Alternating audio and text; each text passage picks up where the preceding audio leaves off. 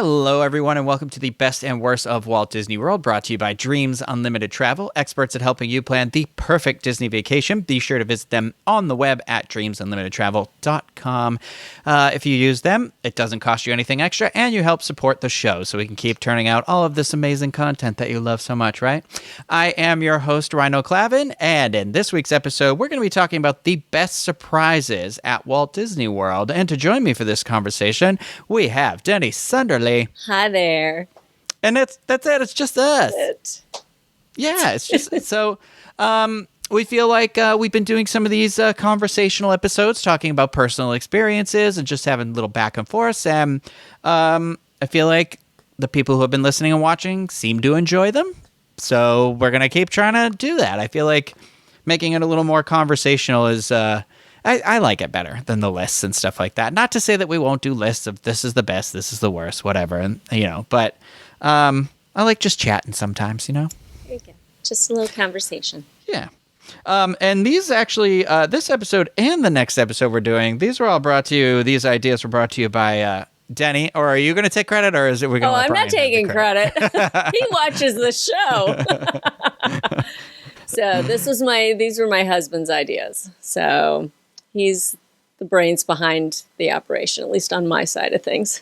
Yeah, we are. We say it. We used to say it all the time. We love to hear what you want us to talk about. So, as a listener, we thank you, Brian, for your topics for today's discussion. Thank you. So we're gonna dive right in here. We're talking about best surprises at Walt Disney World that like either we've had or things that we feel like we can say to you what you can kind of expect when it comes to like where you would look for surprises to happen during your trip. And Deni, why don't you go first? You got it. So my very first thought that popped into my mind when I thought about something, being surprising at Walt Disney World was how very much fun an adults-only trip to Walt Disney World can be. My husband and I didn't discover this until 2012. Let me just preface this also by saying I love my children. I love going to Walt Disney World with my children and my in-laws. It's been the six of us on so many occasions. But man, our first trip when it was just my hubby and I coming down here from Maryland, it was magical. It's like you could hear the birds singing as we pulled onto property on the Magical Express bus. It was, it's just you. You guys get to be the big kids. You get to decide what the schedule's going to be and what your favorite thing is to do, where you'll go on what day and what restaurant. And you just don't have to really work around anyone else's schedule. And it was amazing. And one of the neatest things that my husband did when we were here is he checked in. So on Facebook, and I started doing it too. So on Facebook, we get to a new attraction, he'd check in. So every year, round about that time, when we were here on the trip, it'll pop up in the memories on Facebook, and we get to relive it all over again. So he said, I want it to be like a diary. And lo and behold, it is totally like a diary. So we can. That's so cute. It was just so much fun. Like, I love having my kids along, but man, it was magic not having them there. What about you? I was going to say, I think actually it's something that's cool that happens. I definitely agree with that. Adults only trip. I feel like if you haven't tried it and you've thought about it and you think like, oh, I'd feel guilty. No. Don't feel guilty. Yeah. The guilt will fade. we have had plenty of experiences with and without children because I have young nephews and I have friends with kids and everything like that. It is a completely different outlook. It's like everything's got a different shine to it. I'm not saying it's better. I'm not saying it's worse. It's just a completely different, like a different view. There's a different filter on the world at that point. And it also kind of changes the size of your group, right? Because if you're coming with the kids, you're so used to coming, you got 2, 3, 4 kids, whatever, and maybe like grandma and grandpa are with you or something like that. And, so you're familiar with coming down with like, we'll say like, a group of 6 or 7 and like, you always associate maybe that kind of feelings that you're having. Like it can be anxiety inducing or stressful or a challenge. And some people love that challenge of like wrangling people of different ages and any ages, whatever, into a unified decision, being able to do stuff. And when you've got kids, you're really kind of you're at the mercy of the kids sometimes, and when it's adults, at least you can be like, all right, well, you guys go do this thing you want to do. You can't just be like, bye, 5-year-old, go do what you want to do, and hopefully Enjoy. security finds you. Yeah. Like, I mean, despite how many times my mom tried, security always found her. So I always think, like, experiencing Disney in different size group also is like a way you're gonna feel different. You'll have these like sort of, it's one of those best type of surprises where you're like, oh, I can meander a little bit longer, or if you're somebody that likes to like go, you're really not waiting on anybody except for the other person you're with, And when you're an adult, it's a lot easier to go, and or not. I like to sit. Personally, I'm a Neanderer. I like to enjoy. You could call me a Neanderthal if you wanted to. I like to find those areas to sit and just enjoy a drink. And those are the kind of surprises I look for. Yeah. The overlooked like quiet spots. The sort of like the baseline tap house. The lounges, the things like that. And it's not. People could say, well, you're seeking those out. Those aren't a surprise. But I like to think like, experiencing them at different times, it's a surprise. Like, I don't know which one I'm going to love. I don't know which one I'm going to hate. It might be something I never heard about, and I go and check because I'm not as heavily involved. However many shows we do, I don't go on like disboards.com or anything like that. I'm not a huge planner when it comes to that stuff. I like to have broad brushstrokes and let the finer details fill in as we go. So one of those things is I'll say, I want to have a drink, and I won't know where I want to have a drink, but I try somewhere new, somewhere different. It can be alcoholic, non-alcoholic, but I like to try those things. And so I love to find like menu surprises, relaxation areas, that sort of things. I feel like those come up when I'm traveling the way I like to do. So those are the surprises I seek out, the shaded rest stops. Yeah. Those are very good Yeah. and very essential places. No, I would agree with you. And that's when on my list, I kind of put, just being open to something new, letting something surprise you here. We all have our favorites, right? You have your go-tos. I have my go-tos. Families have their go-tos. Tried and true favorites. But when you slow down a little bit, like you were saying, and open yourself up to something different, like what if you had never gone to Baseline and you had never discovered, oh, this is a new favorite of yours, or, having a seat in I've talked about the big squishy couches at the second floor of the Contemporary. If I hadn't sat there to do a little work one day, I wouldn't have found out that that's a really nice, quiet place. And sometimes on a Walt Disney World vacation, you need a nice, quiet place. Oh, yes. So just being open to a new restaurant that maybe you've not tried before, or a different experience, maybe a behind-the-scenes tour, that kind of thing. Yeah. Just being open to possibilities. Well, I was just going to say, it's, the possibilities, what you talked about is, so saying like, okay, well, it's hard for me to stop and do this or whatever. One of the best surprises for me, and the reason why I think I have this association with Baseline Tap House is not necessarily that it's, a place to have an alcoholic drink or not, because there's also, you can get non-alcoholic drinks there and stuff like that too. But it's like the conversations I've had with people I know or I'm getting to know or I've never met before there, it has a very special place for me. And that kind of comes from the idea where I'll go there and I don't know what surprise is going to happen. Like, what is the conversation we're going to have? Where is that going to lead? And I've had some pretty amazing conversations at this place. So it's kind of like, it's like finding that bullseye, but just hoping that something kind of comes of it when you go and you take a second, and that created a whole new experience for me. It's like what you said, keeping yourself open to those sort of things, trying new and different things, because it's not just literally about what you're doing, it's about what'll happen while you're doing it. The conversations that you have, and whether you learn that you hate the person you're with or not, or you love them, or that sort of stuff. Absolutely. Yeah. You mentioned another one before we got started, too, that I really enjoyed, and that was transportation. Do you want to talk to me about that? Absolutely. So for me, that's one of the biggest surprises that I have enjoyed during our trips here to Walt Disney World. And even living locally, it's still as cool and as intriguing. So, yes, we've talked about it before. If you're going to use Disney transportation, you need to pack your patience, and you need to leave 90 minutes in advance of a reservation, whatever, even if it's just over there. Like, it's going to take you a little bit when you take Disney transportation to get from point A to point B. But that can be so much fun to be on the transportation. Whether it's watercraft, like between Old Key West and Disney Springs, down along the Sassagoula, that is just, I keep saying magical, but it is. It's totally magical. You float past the tree houses and you just go, oh my gosh, I can't believe how beautiful this is.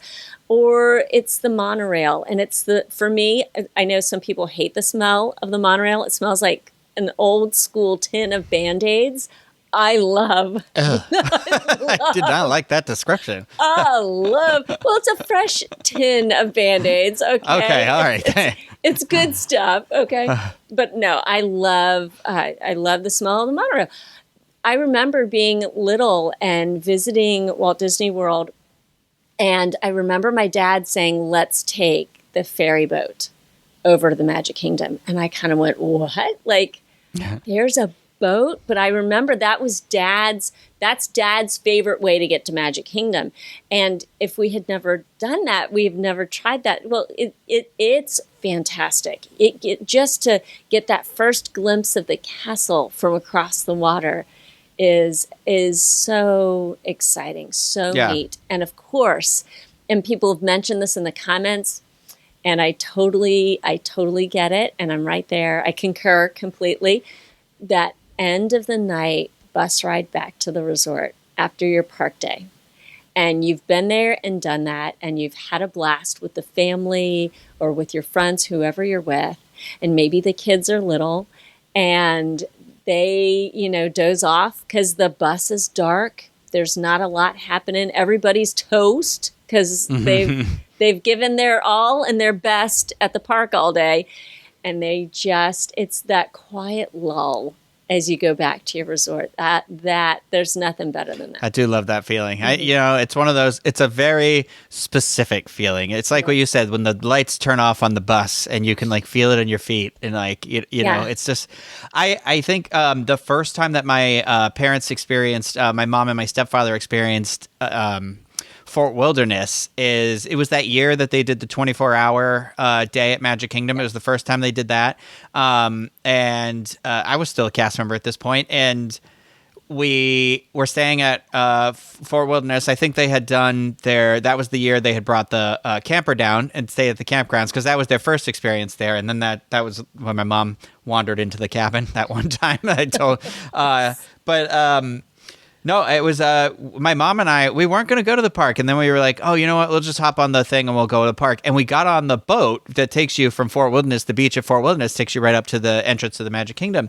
And my stepdad got on too, and he was like, well, I'm just going to stay here. And my stepdad ended up like riding that boat back and forth for like 2 hours. He loved it. He felt like he was getting, way more than what he paid for. I was like, well, technically, I guess this is part of the resort, but you didn't pay for it. But okay. You're on a free ride. But I just think like it was amazing to me that that's still one of his favorite kind of experiences that happens, and that I think that's something that's always nice, is those type of surprises that you have, these sort of like love that comes from these like non-planned out, it wasn't an attraction. It wasn't this, some of my greatest memories, like coming to Florida, I have a very distinct memory of, everyone talks about it. You come down that part of the highway and you get to the arch where it says like Walt Disney World, and like, I remember being in the back seat and being the most annoying child in the world, having a stuffed crocodile singing Be Our Guest and slamming it against my brother and sister's heads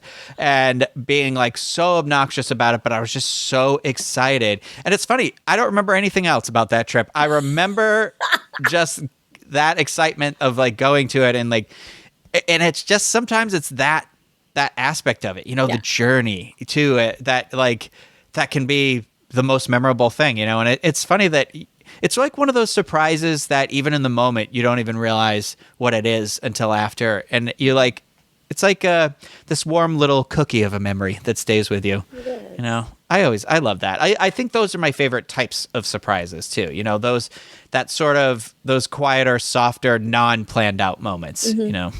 And those are the ones that you really do hold on to. Like you were talking about sitting with your grandma on the bench. And so every time you pass by that bench or another bench, you have a connection. I have that with, in multiple locations on Disney property where I go, yeah, I was with my sister there, or my grandmother and I rode that, or it's, those are the surprises that sometimes mean the very most.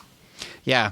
And it's just, it just makes you feel good. It makes you so happy. But Yep. I kind of mentioned it a second ago, is that one of my other one of the best surprises I had in my time with Disney and my life with Disney was actually experiencing the resorts. So I said that I had never been to a Walt Disney World resort until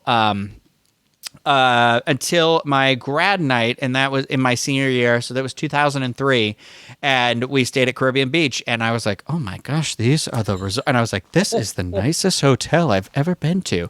Little did I know, but it was so cool, and I was like, oh my gosh, I can't wait to go back home and tell my mom about how much easier it was to get on this bus and go to this place. And then when I moved here and became a cast member and for Wilderness, what? There's like a place with cabins and an outdoor movie theater, and you can do bikes and archery and horseback ride. And like, what?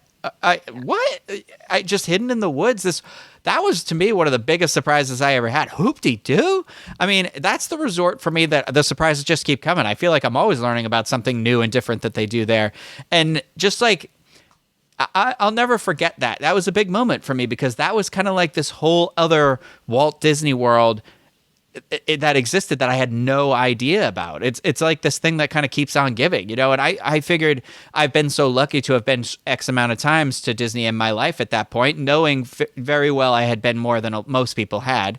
We'd been coming since I think I was like 6 months old. So I'd probably been, at least when I moved here at 22, I probably had been here.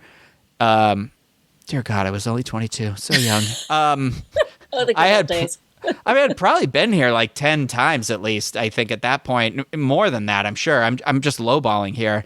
But, I know that some people only got to go like once every 5 or 6 years. And so it was just so cool to like peel back these layers. And it was like this surprising journey for me. My God, when I was like, wait, there are water parks here too? Yeah. I had no idea. Yeah. Like, I think about that kind of like, it was like this like explosion of things that you just had no idea like that were going on. I had never been to like downtown Disney because I didn't even understand what it was when we came as seniors, and they were all like, we're going to downtown Disney. I'm like, I don't know what that is. And we went, and I remember we went to Planet Hollywood, and there was Mighty Morphin margaritas on there, and I was like, when I'm 21 years old, I'm coming back for one of these. And I sure did. It was still on the menu. So I think about stuff like that. That's always a great thing. And I don't know, but how do you feel? What do you feel? I agree. As far as the resort is concerned, the resort itself, Walt Disney World property, but also staying at the resorts, that's we've stayed off property plenty, and on property now plenty. And it was very interesting to compare and contrast just being able to stay on property and how much different that felt. You didn't have to get in your own car. Now, I know a lot of people, even if they're staying on property, they're renting their own car. They want to be the master of their domain in the transportation department. And I say that's great. Like, totally. Do what you got to do to get to where you need to be. But for me, just not having to worry, like the plane lands and I get on the Mickey bus, and the Mickey bus takes me, the Magical Express takes me to my resort. And for me, it's as soon as that video starts playing on the Magical Express, like as you're going down the highway, heading down 417, they're playing that promotional video that you're I've never been on it. Oh my gosh. Yeah. Oh, Ryno. I think you would like it. You should do it sometime. This video sounds interesting to me. That's why I'm like, I love that stuff. It's super cool because it immediately starts to set the tone and tenor to your vacation. All of a sudden, you're in a motor coach, but it's a Disney motor coach. And so they start to show you some of the things you're going to get to do, and the magic is, the magical music is swelling, and so you're just excited even before you get to your resort. And then you get to the resort and discover there are so many different layers and of things to do at your resort. And you mentioned Fort Wilderness. That is a world unto itself. And I know we've done a show on it before, but it really, you can be there for days and days and not even step foot in a park and be really happy, I'm sure. So that is just having all that you can do at your resort is a really neat surprise. They do show those movies. They'll have s'mores down on the Poly Beach or at Fort Wilderness, and just fun little things will pop up here and there. When you check in, the front desk will hand you a recreation guide. Take a look at that recreation guide, because there's going to be all the different things that you can plug into and really enjoy. I mean, the DVC resorts, they have like a game room and an activities room. I've done arts and crafts with my kids and my niece and nephew before at Saratoga Springs, and they're happy as clams doing these different crafts, because there's just so many different layers of things that you can do. It's interesting because I would say, now this isn't Walt Disney World specific, but there was something in this. The first time I experienced this was at Fort Wilderness, but there is I didn't know about it before I came here. I just thought you were either a fan of Disney or you weren't a fan of Disney. But there's like these Disney communities, sort of a thing. I mean, I know some people have probably heard of Disboards.com, but like, I didn't know about a lot of this stuff when I came here. But I know we keep bringing up Fort Wilderness, but that's where I first experienced it. Was like, there are people that go every Halloween, that go every Christmas, and there are people that they're like in groups that they go. It'll be people where they're like, we got to go to the campsite, we got to get a campsite together, we got to do this stuff. There are certain times of year, specific times of year, specific things they do, and they, like you said, they might never go to a park, but there's more than just that. There's like the tiki culture, the Disney tiki culture, yes, which is a very specific tiki culture. There's the people who would love the Trader Sam's, and then there's like the history with the Jungle Cruise and sort of that sort of stuff. There's a lot of that was really kind of surprising to me. And I always think, like, if you're looking for something, do some research about the different types of Disney fans there are, because I feel like you'll find a lot of surprises there as well. And that might lead to some new experiences that you could have too. Oh, for sure. And that kind of segues into another one of the best surprises in my book, is the fact that how much planning it takes for a Walt Disney World vacation. Like, there are those communities and there's the Disboards, and for a reason, because you want to do some planning. Yes, you can come down and have that spur of the moment trip where everything is serendipity and you're just taking it as it comes to you. But if you have certain things that you really want to do on your trip, part of the best part is the fact that, yes, it takes a lot of planning, and that planning can be so much fun. I like how you're saying this is a best, and I'm like, this is kind of worse for me. But I can see where you're going with like the rewarding part of it too. And it gives you something, gives you a light, light to look at the end of the tunnel. And I get that. I remember listening and re-listening to podcast episodes and going, okay, the team had a good experience at this restaurant. Maybe I'll add that to our list. Let me see, what kind of reservation, or let me ask my, dreams agent, can we get this ADR? Can we get this dining reservation for this restaurant on this night? That kind of thing, or moving things around. I never got to the point where I did a spreadsheet, but I know that a lot of friends out there, they love their spreadsheets. And that's a great thing, because you're going to be able to get the most out of your Disney World vacation when you kind of jump in both feet into the planning. And for me, that was just a lot of fun. And then to actually, you spend months or maybe years planning your trip, and then to actually get there and see it all come to fruition is a lot of fun. You describe it to me, and this is the metaphor I'm going for. An unlabeled Rubbermaid box at a yard sale. You're just kind of shifting through what you think you know is going to be in there or what it's going to be there. And there's the fun of the surprise that might be there, or there, could be something weird. I don't know, but I don't know. That's why all I can think about right now is like rummaging through a yard sale. But well, cool. This was a fun conversation. Thank you, Deni. Thank you, Brian, for this recommendation. And obviously we would love to hear like what anybody out there listening or watching, what some of you feel like are the best surprises that you've had at Walt Disney World. And it can be very specific to you, engagements, stuff like that, surprise parties, whatever, or how you've experienced like a best surprise, like your expectations were like blown away or whatever. Love to hear it. Comment section on YouTube. You can get in touch with us. The Diz on Twitter at the Diz. But I don't ever talk about the dinners. The Twitter.